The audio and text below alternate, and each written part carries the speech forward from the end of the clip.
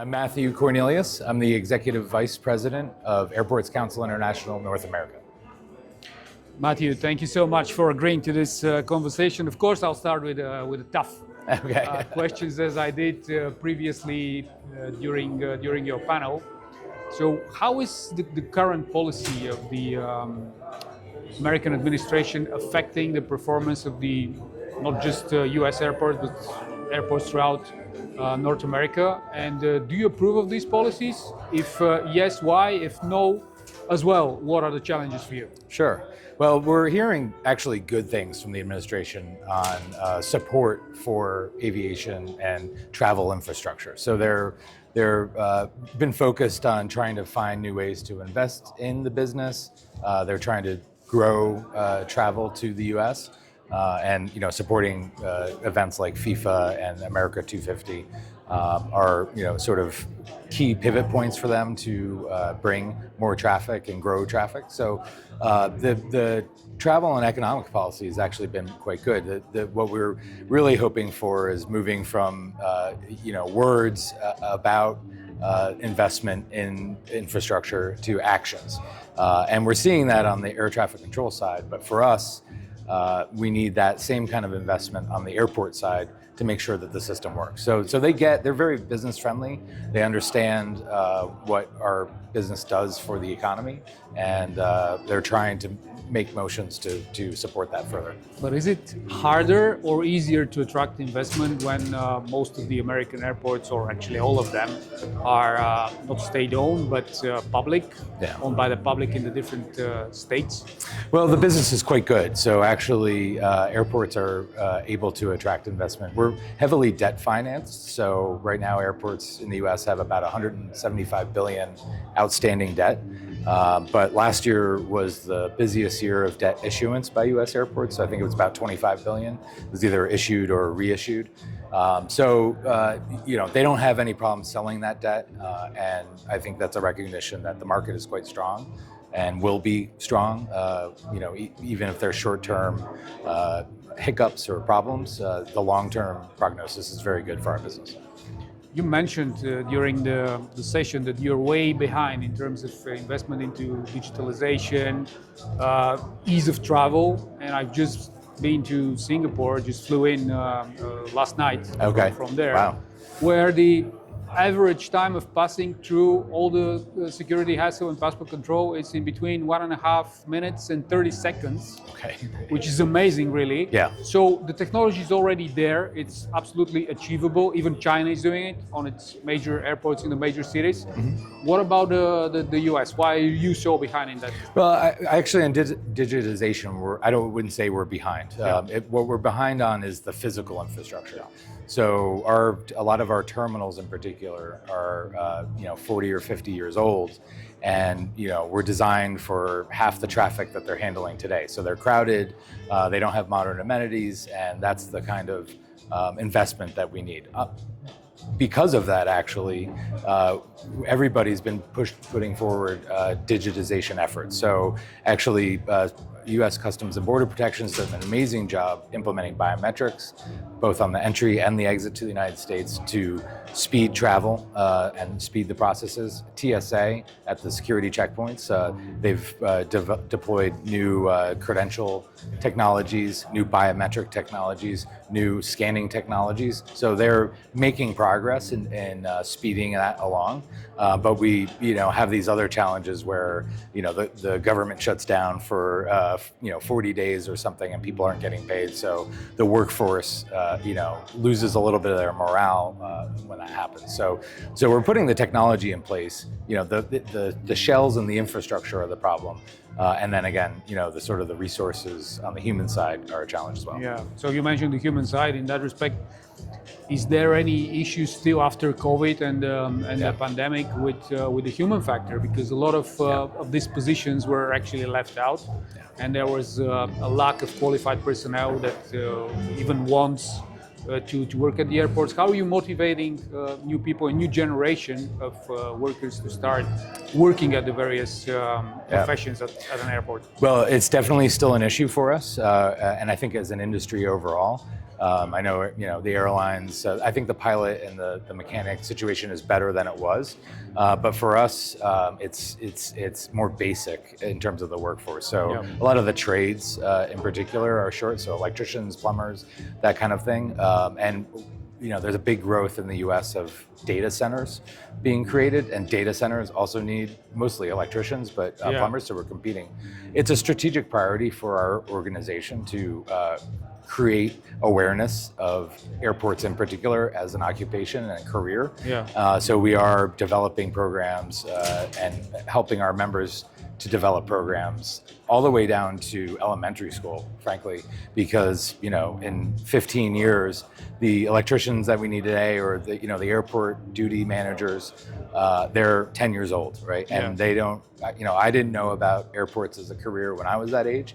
I wanted to be an airline pilot, and I stumbled into the business, but it's an amazing business, and we need to get that information out to kids, as young as 8 or 6, so that they can think about it and make choices as they grow up to end up in a fantastic industry. So and we're working across the board. As we're working with our members, but we're also working with other trade associations, airline associations, and just broad aviation community to create awareness, because we're in competition with a lot of other sectors for labor.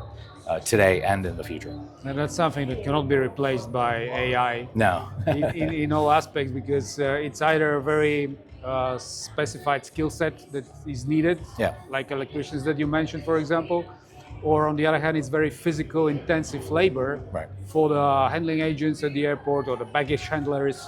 So are these professions attractive now for US citizens per se, or you're trying to attract people from abroad with the new policies that we have that actually restrict immigration to the US? No, we're trying to develop, in-house, in-country labor for that. I didn't mention air traffic control because that's the one where the industry overall is really suffering, and that's the other serious bottleneck that you have. We're the FAA is about 3,000 controllers short. And so FAA has been very aggressive with the support of industry and making it more attractive as a choice. So they have a full pipeline, but it's going to take a long time. But perhaps that's a field that can use a lot of the powers that now AI is going to empower the industry, apart from the airport professions that we're talking about. But at the same time, the US and even North American airspace is one of the most congested in the world.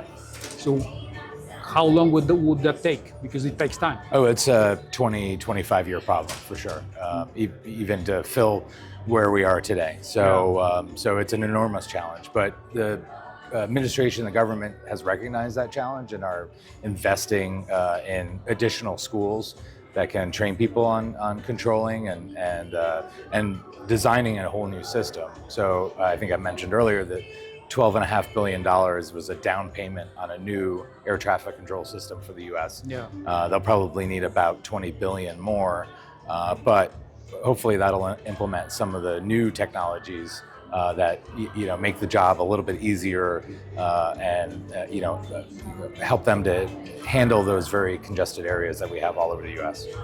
I just started by chance today's meeting on the topic of supersonic flights. Yes. It was not on purpose. I just thought it during breakfast. But now I'm thinking, apart from in the past, when it was a British-French company that developed the Concorde, the only actually supersonic aircraft, passenger aircraft that flew commercially. Now we only have American companies that are developing such an aircraft for the future, and perhaps only one of those is actually viable. It's the Boom Supersonic, the Overture.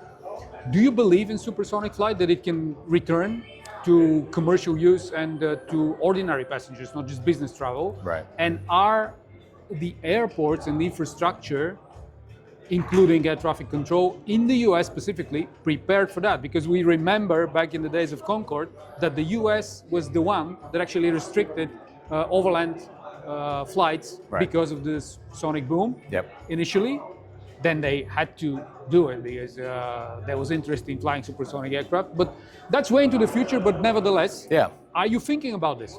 We are absolutely thinking about it, and broadly, right? So airports see it on the horizon. There are a lot of things on the horizon for us. Probably sooner than that is advanced air mobility, so eVTOL and things like that. That was the next question. Yeah. So the FAA actually just announced 8 pilot locations for that new kind of aviation. So they are preparing for supersonic, and it's on the top of our minds. I would say that I think a lot of the communities, what was a challenge for the Concorde back in the 80s and 70s, not much has changed in that regard. So there will be a lot of work needs to be done to help people understand why it's happening, how it's important, and whether or not it's scalable, I think remains to be seen.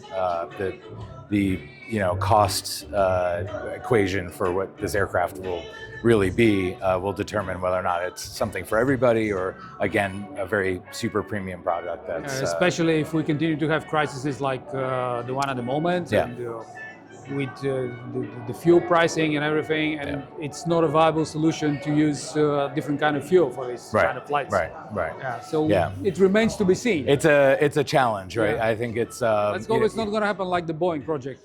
In the same field. Right. No, I think there's a lot of emotion around that. People, I think, really enjoyed the opportunity to go supersonic.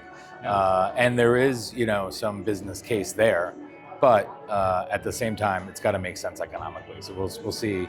Boom is very confident. United and American, I think, have loosely placed orders. So that makes our members think that it'll be coming. But we have so many other challenges that it's a little bit a horizon issue for us still. Do you regard as an advantage the fact that unlike Europe, in the US, there is no such strict policies regarding the green future and solutions and net zero and so on? Well, we have commitments. I mean, our members live in their communities. They're really engines for their communities, and so they have to be responsive there. And then that varies depending on the place. But we have a lot of very progressive communities that are focused on going to net zero, using SAF. So that's still happening, and it is something that they want to be a part of.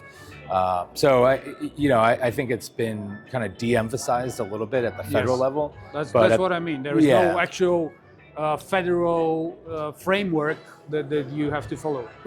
Right, but there was, and there was funding for, or prioritization of funding for those kinds of projects very recently, and airports took advantage of that and have projects that they're moving forward. And again, they a place like San Francisco or Seattle, that community is really focused on lessening the impact of aviation and everything else.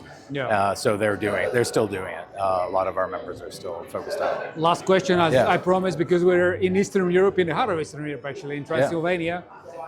Do you envisage on the horizon any new expansion of direct services to Eastern Europe from the US, especially from the East Coast, having in mind that we have now a game-changer aircraft that can do it with less passengers than the big international airliners, just a single L 321 XLR? Yep. No, I absolutely do think you'll see US carriers start to explore that market.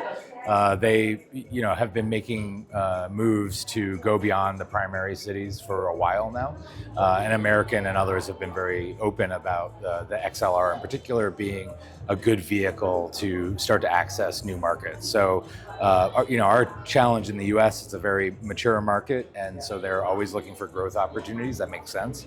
Absent external factors that might be a challenge in the near term, I think as those aircraft come on board, they'll be looking at exploring routes, in Eastern Europe and places like that. Americans love coming to Europe. They've been going to kind of the primary places. They're looking for new destinations, and I think Eastern Europe in a lot of ways is untapped. Untapped as a market. Well, here one of the major factors is the visa issue that we still have here in Romania and Bulgaria as well, and some other countries in the region. Thank you so much. Yeah, no, thank you. That was great. Yeah, I appreciate it. Good conversation. Yeah, no, it's awesome. Thank you, Matthew.